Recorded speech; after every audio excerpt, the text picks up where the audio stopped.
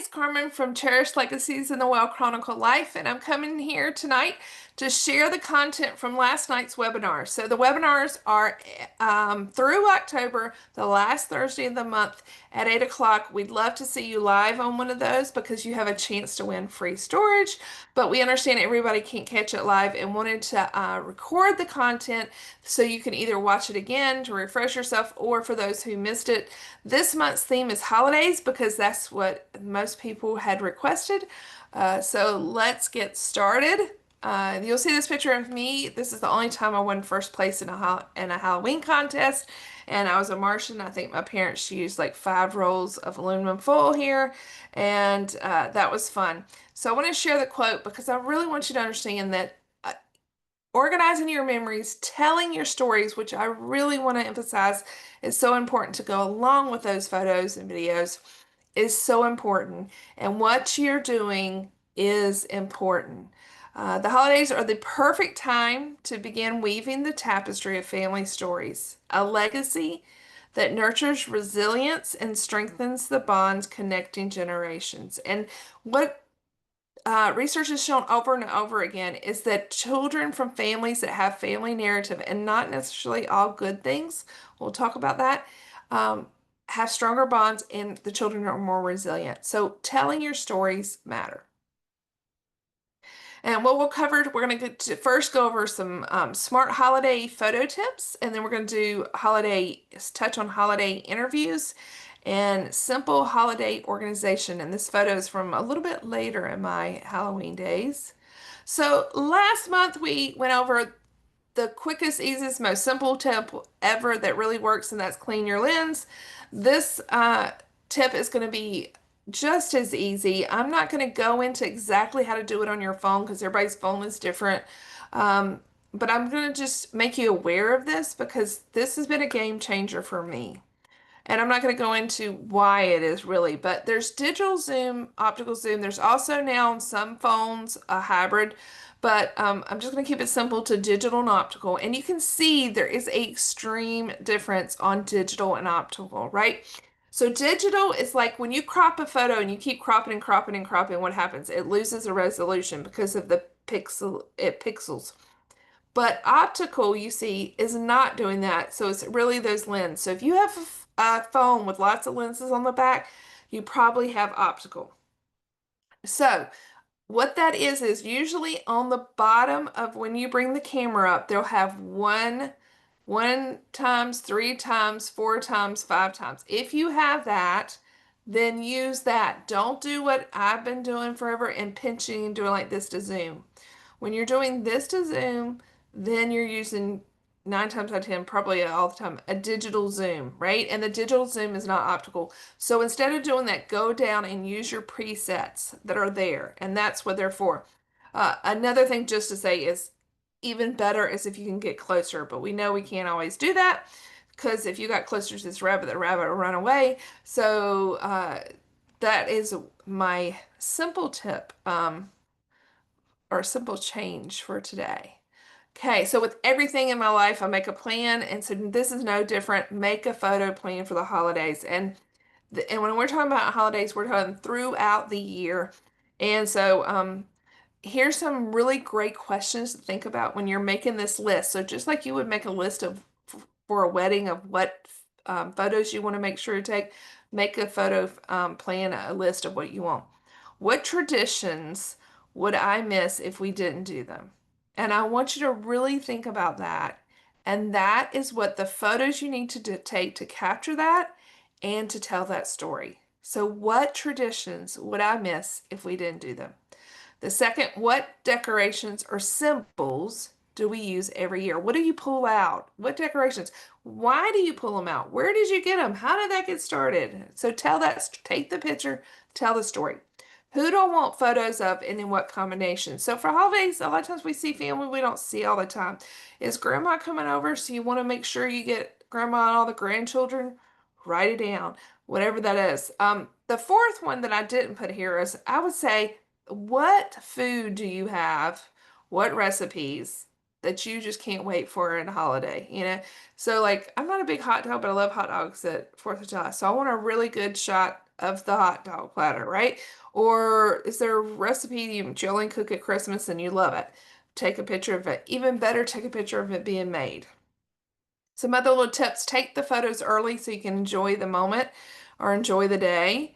So just check off that list, write it in your phone, check it off, and then you're done. Set a timer or a tripod so you can be in the picture. Focus on the emotion, not perfection, laughter, surprise, connection, and capture posed and candid shots. And then I want to share this, just one thing, this photo and why it's here.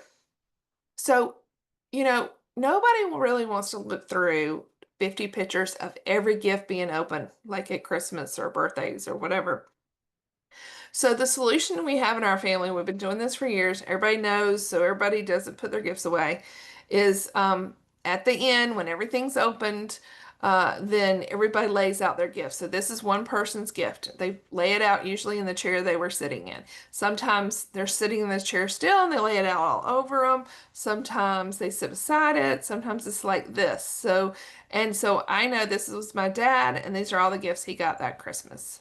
And so it's one picture instead of one, two, three, four, five or more, because then, the little, and you can see it all in one photo. So I really recommend that for opening photos. And then if there's something really big and you want to get the expression of them opening it, maybe one, you might want to do a video or something for that. So this is something I haven't done well, and I'm going to confess, and this is a bad example. I went through every Thanksgiving photo I have, and I don't have any good table photos. So I kind of did some research so I can this year, and you're going to have to check back to see how I did on how to improve this. And I looked at a lot of like before and after photos and things like that to kind of get an idea. And so the first one is to have smaller people or smaller children at the front of the picture, right? And that's because whatever's at the front is going to look bigger. So that's going to make it look a lot more proportional. Hold your camera, and this is great tip for lots of things, a little bit higher than eye level and tilt it toward the table. And this one, that's probably one of the only right things that's done in this one. Pull back, don't lean in. So if you look at this, a lot of like my daughter back in the back's leaning in, some other people nobody looks good leaning in because you're hunched over and all these things. You look better straight or even a little bit back. So like some people are gonna fight you, but I'm like, hey, so before you even start, say, hey, I want us all to look better. I'm trying the experiment to see if this works. And this is supposed to make us all look thinner. So we're gonna try this, right? And so instead of leaning in, everybody kind of gradually leans out and you make a V. And you're looking over the person that next to you's shoulder and you kind of line down the table that way.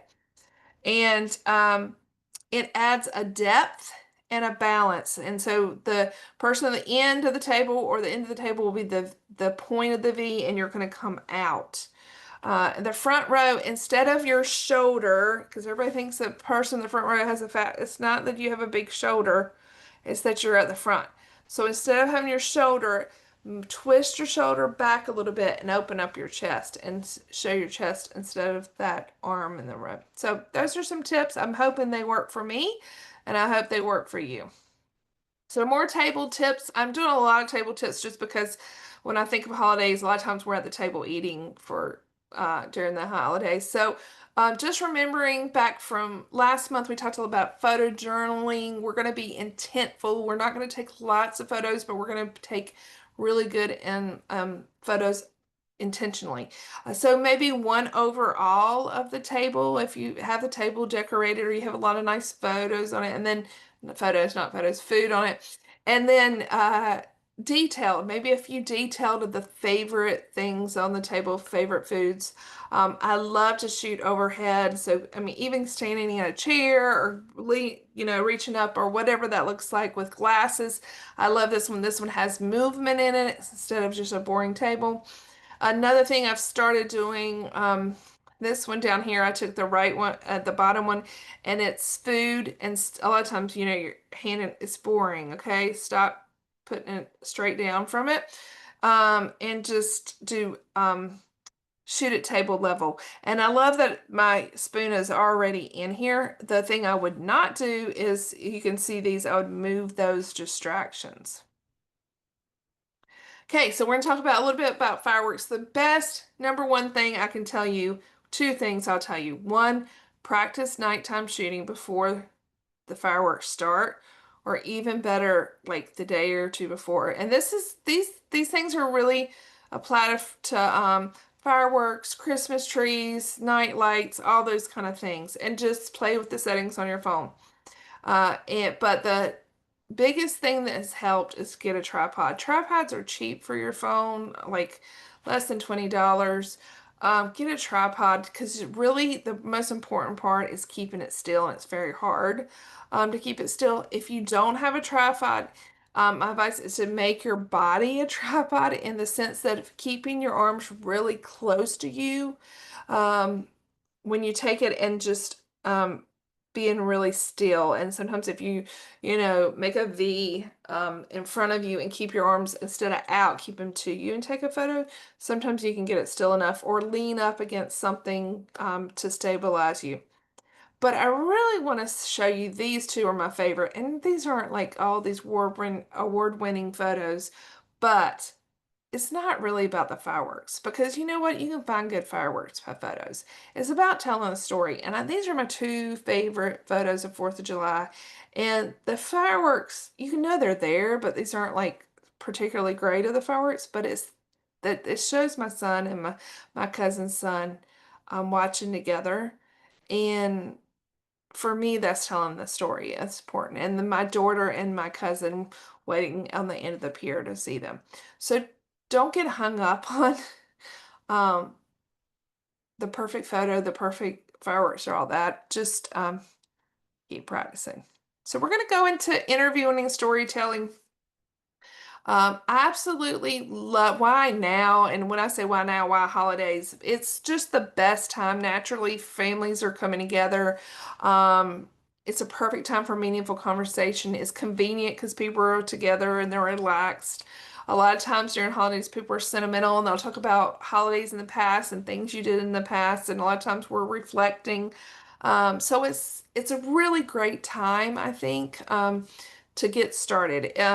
It's always the right time. So if you want to get started, get started. But particularly love the holidays for interviews. And I included this one on the picture on the left is Valentine's Day, and you'll see in a minute. I don't have hardly any Valentine's Day, and this is to remind you not to just include the great things, the things that went well. Include everything. Include your whole story, and that it's okay if things don't always go the way. So these were actually made by a friend of mine, and they're, stitched and have the kids' names on them. And I had this surprise, saw it on Pinterest or somewhere. I don't remember. I don't know if I was even on Facebook at this time, but I loved it. And I was like, oh, we're gonna have these hearts, and every Valentine's Day, the kids are gonna wake up and they're gonna have their presents for Valentine's Day in their hearts, and it's gonna be great. And this was the only time these ever got used. So this is the only pictures I have, and this is the only one I did. So, include that in there, that sometimes things don't work out. Sometimes well intentions don't happen. So, of course, what are we going to do? We have a photo plan. We're going to have an interview plan. Start with questions asking yourself, who do you want to talk to? Who are the key members with stories or insights to share, and what do you want to learn from them? And so maybe it's what you want to learn from, who do I need to learn that from, right? Okay, you have to know the person so you know how to approach them. So, for example, when I want to ask my kids things, the number one best way is for me to do a Google form, ask the questions, and they'll send it back to me. And they're really good about it, and they'll do it. And email would be second for them, but they don't always check their emails. But if I text them a Google form, they'll do it. Uh, but if I did that to my dad, he would never answer those, right? But if I casually ask my dad questions that he'll answer it, I've also set up interviews with him, and he does okay if I tell him that it's my children need to do it for a project, or bring my children along. They're a little bit better, but probably the best stories I've gotten out is just casually answering. Do you want to give them a heads up and say, hey, I'm going to ask you some questions? about this, or do you want to slide it into the conversation? You know your people, figure out which way will be better, and maybe you test the waters and see which one's better if you don't know. Some people share better with notice, others upon, casual moments. Be flexible based on their comfort level. Gather the right tools. So really all you need is your phone. Don't think you need anything else fancy, and just test your phone. Like, do you know how to turn on audio really easily? Do you know how to do the video? And so just do that beforehand. If you're going to do a more professional kind of thing, then bring a tripod to steady the shot. And I really wish I used my microphone more. I had one, it works really well. I would recommend one, but they don't make the one I use anymore. But if you're going to do that sit down kind of interview, I would use the microphone because it cuts the background noise a lot better. Prep your environment. This is more for a more professional, I would say, not a professional, but more formal interview. You want a well-lit space. Chair is very important. And so you can see this top picture, my dad's falling down in the chair. So the picture really doesn't have to do with the interview. It's just showing you his favorite chair, my kid piling stuff on it. But you can see that's where I did some of the interviews, and he wasn't sliding down this bad, but when I went back and looked at it, he was just sunk into this chair, right? And it just didn't look the best that I wish he was in a different chair when I was interviewing him. And then my son did some interviews and he just did his own, and he was in a rocking chair, and I think he thought this was like, oh, this is going to give me some movement, so he's just rocking. It was very distracting. So I encourage you not to have not to have like a rocking chair or something like that. Pay attention. Use a natural camera angle. You don't want to be overly close like this, look in the camera, or you don't want to be like always directly into the camera. It looks creepy. So just pay attention to that. And prepare your questions. No, I'm going to give you a list. If you want the list that I sent out to the webinar people, just let me know in the comments and I can get it to you. It's 20 great curated questions about the holidays, and I really worked on that list. So they're open-ended questions. They're great to do that. Another question, another thing is to bring props. Bring something to kind of like, so this would be example at the bottom of this picture. I don't know much about it. I know my parents are in it. My brother's in it. I'm not there. I'm assuming it's before I was. I'm thinking it was Easter because of the hats, but I don't know. So I could bring this picture along and say, hey, do you remember where this was or what's going on? So, and then just write a little bit about it. Record with intentions.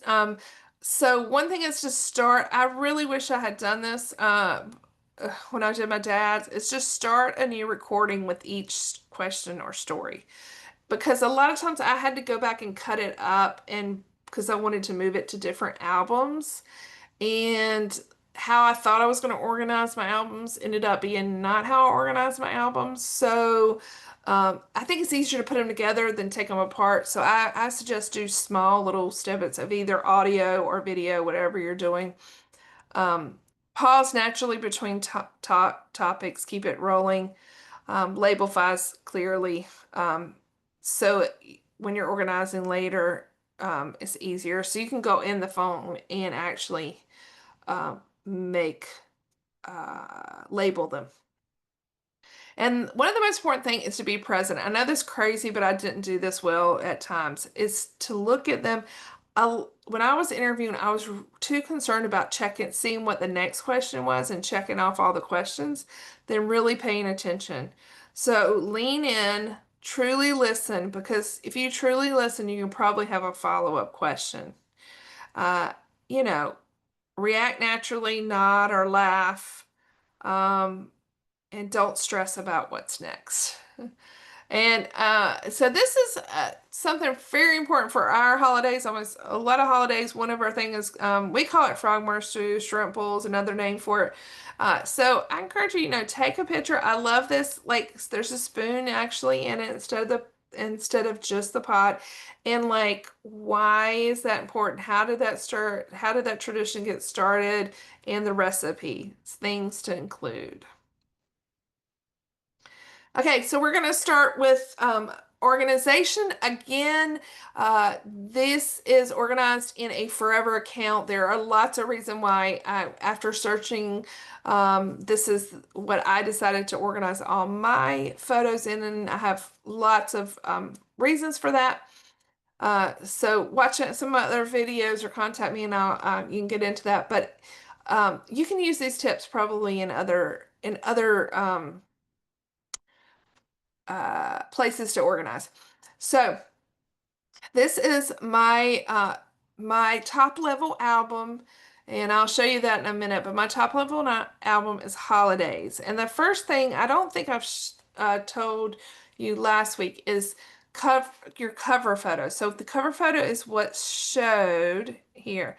And so usually you can tell I just use the photo because I want to see my photos there, right? But for this one was one that I was saying, I don't want just one holiday. I want all of them.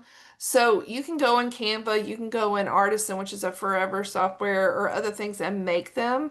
But I wanted to be quick. So what did I do? I just went to Google and I looked up for an image. I said an image with lots of the holidays, and this is what I found. So that's what could be another suggestion of how to do those cover albums. Okay, so you can look at here. The other thing I'll show you is I use numbers a lot to make sure things go in the right order. But for this one, instead of if you'll notice, there's no 8, 9, right? Because I'm actually using months, right? 01, 02. And if I use the name of the month, it wouldn't go in alphabetical order because that wouldn't work. So that's why I use the first month, second month, third month, right? And so these are the holidays. Now, this is a huge thing is, of course, I don't have every holiday because we don't celebrate every holiday, right? So everybody's holidays are gonna look different. And this is another reason I want to just stress about why I don't do the count chronological and I do it this way. Because if somebody comes into my account, like my great grandchildren come that don't know me, or some other, they are looking at years, they don't even know where to start to look at, right? But if they come across my account, one of my main top level albums is holidays, and then they're like, oh, I wonder what holidays are here. They click on this, they can immediately see these are the holidays. These are the holidays that are important to me. These are the holidays I celebrate. So you're leaving the breadcrumbs. So you'll hear me say, leave breadcrumbs so people can see it. So just opening this, they can see, oh, these are the holidays that they celebrate. You can also see in here, just so you know, the first number is how many items are in that album, and then how many nested albums. So you can see 12. I have 12 years. Probably these are just different years of New Year's Eve. And looking here, I talked about Valentine's. I only have 10 pictures, so I really don't have a lot of Valentine's, and I have no nested. Easter, I have 11 nested. Memorial Day, again, I don't have a lot. I have 47 photos. Mother's Day, I do not. It looks like I need to work on that a little bit more. Father's Day, we just don't take a lot of pictures. Father's Day and Mother's Day, honestly. 4th of July, you can see my favorite holiday is coming up next week, so I'm excited. And I have 23. So I have 23 years of New Year, of 4th of July, 11 years of Halloween, 19 years of Thanksgiving, and my Christmas you're going to see is totally different, is not finished. So I last month we talked about travel. I think travel is a great one to start with, and you can put it in a free account. Your free account has enough uh, gig account or to include probably a whole trip. And my second one would be holidays because I think holiday. One year I said, okay, I'm going to organize my holidays before I get to the next holiday. And so that was my goal. And so that I think that's a great goal you can have. But and because you know when holidays are, you can look up when Thanksgiving is every year. You know 4th of July is on 4th of July every year. You know Valentine's is February 14th. So you can go through all the years and pull those pretty quickly to get those organized. So I think it's a fun one to do. So this is Halloween. I want to just show up here. This is where you tell that in the description, it's like, why is Halloween important? what are the traditions for Halloween? All those things you can write in there. Halloween was one of those weird, um, uh, never been one of my favorite. I have friends that are very don't celebrate Halloween, and I have friends that it's their favorite holiday. So I kind of went into a little long thing about how I felt about Halloween. The other thing I'll show you is, okay, I put the year first. Why? Because that organizes them in order. So you'll see that. But in the title, use your titles so that people don't even have to open this anymore to know what my kids dressed up as each year because it has it in the description of the title, right? So use that title effectively. Okay, 4th of July, big holiday in my family. Love this holiday, and I want to just show a few things here. One thing is this is my aunt and her whole family. In our family, we get together every year, 4th of July at the lake. And so between everybody, there's always seems like there's a new baby. So one thing I do, I think this is fun. Every year I put who's new on the scene. So this was my son. I put new on the scene, Kobe Ledford. And so I feel like every year there's somebody new. And that's a fun way to kind of track through the years who's being born. Another thing is I didn't have any photos of this year. Couldn't find them. I may have lost them in one of my crashes.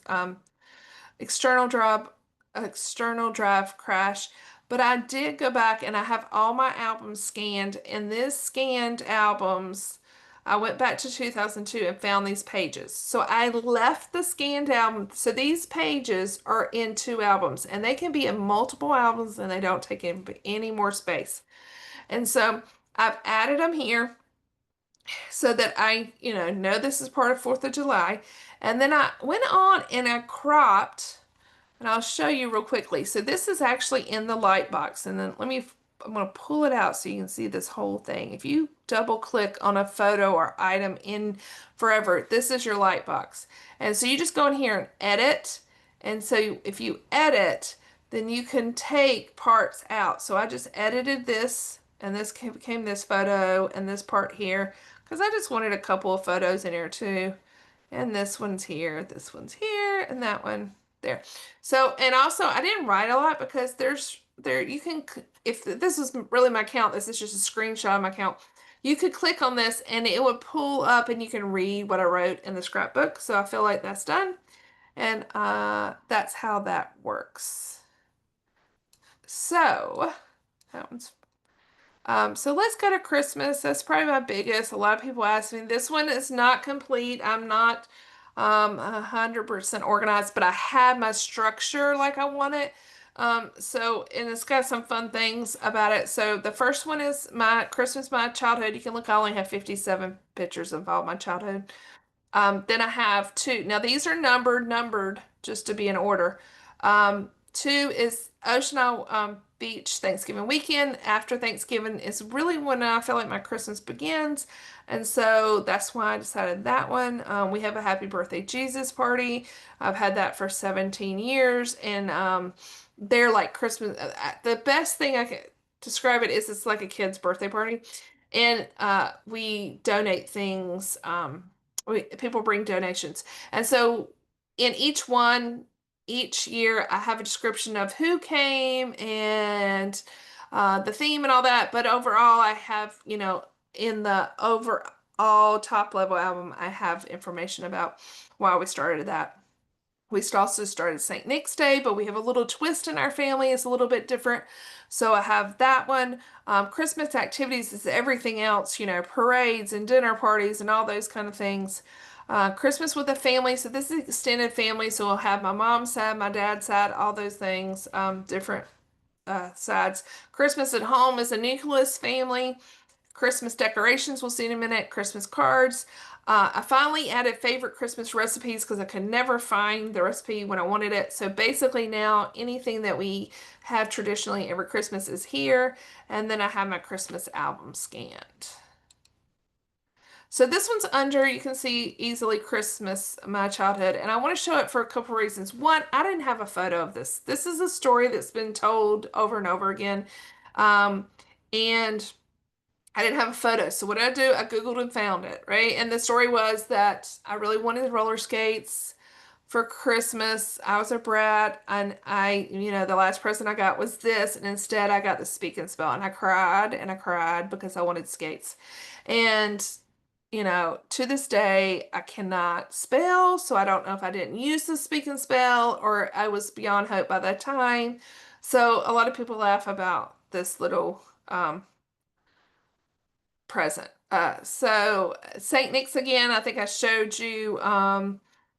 This was the description of how St. Nicholas Day became, and then I have each year by year, and I have you do even though this is nested under here, I would still suggest writing out the entire title because if you're searching for something, it's going to be a lot easier. So I used to think, really short titles were the way to go, but really now I think the more descriptive they are, the better.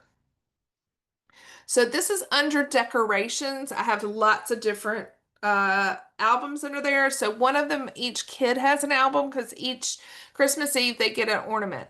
So if they get an ornament, it usually has something to do with the year. This isn't the best example because this was Claire's first year, but like they might get a one year they got a passport, right? Because it was the first year that they traveled internationally. So that in one year it might be a school bus, but my kids never rode a school bus, so why was that? So I need to write that explanation. So one, it keeps track so they know which ornaments on the trees are there because they have this in their album, and two, it keeps track of why they got that album, that ornament. I also have this one. I have a travel tree, and so almost every place we go, I have to get ornaments. So I have a picture of every ornament and like where we got it. Sometimes it's very obvious, like this one. Sometimes it's not, but this one, I make sure the year we went is on here and where we were, like if we were on a cruise or something like that. So that's on there. And then in my other collection is nativities. I probably have, I don't know, I've lost count, probably 40 or so. So I've written, a lot of them are from other countries. So I have the country and who gave them to me in there. So that's a great thing to have. Okay, so this is my Christmas cards. It's not complete. Mine is complete. I could show you, but uh, and I don't do every Christmas card. I basically scan and planning to scan in the photo cards. And instead of having all of like 2000, all my cards from 2005, what I've decided to do is do it by families. And one thing I'm going to change here, if you can see on these, I put Christmas cards and then I'm going to switch that. So I'm going to have, I think I'll probably even have the last name first and have like, so Jason Crompton, I'll put Crompton. And there's more than one Crompton family, so I'll put Crompton, Jason, and then Christmas cards. And so then the idea is that I'll have all the Christmas, so I can see them as they grow up. So I'm really excited about this. I can't wait till I get this piece finished. I've done mine, but I haven't, all of them are not done. All of them are not scanned in yet, so I'm gonna work for that. So that is it for today. Again, I want to invite you to the live uh, webinar next month, so you can be in the drawing. And the other benefit is to have questions and answer time. Next month, we're going to talk about genealogy. We're going to talk about family trees. We're going to talk about how to store all your documents. We're telling your family stories and how to add context if you don't have a lot of photos of those older generations and all those things. So hopefully you enjoyed this and hopefully we'll see you again next month. And have a wonderful rest of your day.